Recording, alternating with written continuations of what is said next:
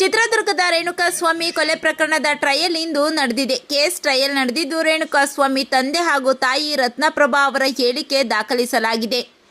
On ಕ್ಯಾಮ್ರಾದಲ್ಲಿ ಈ procedure ನಡೆದಿದ್ದು, ಇದಾದ ನಂತರ ಕ್ರಾಸ್ ಎಕ್ಸಾಮಿನೇಷನ್ ಮಾಡಲಾಗಿದೆ.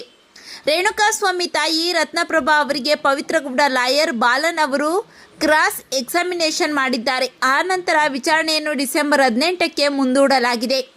ನಟ ದರ್ಶನ್ ಅವರು ಗ್ರೇ ಜಾಕೆಟ್ ಹಾಗೂ ಸ್ಪೆಕ್ಸ್ ಧರಿಸಿಕೊಂಡು ವಿಚಾರಣೆಗೆ ಹಾಜರಾಗಿದ್ದರು. ವಿಚಾರಣೆ ಮುಗಿದ ನಂತರ ನಟ ದರ್ಶನ್ ಅವರು ಎರಡು ಕೈನಲ್ಲಿ ಬೆನ್ನು ಹಿಡಿದು ನಿಧಾನವಾಗಿ ಎದ್ದಿದ್ದಾರೆ. ಆ ಬಳಿಕ ನ್ಯಾಯಾಧೀಶರಿಗೆ ಕೈ ಮುಗಿದು ಹೊರಟಿದ್ದಾರೆ.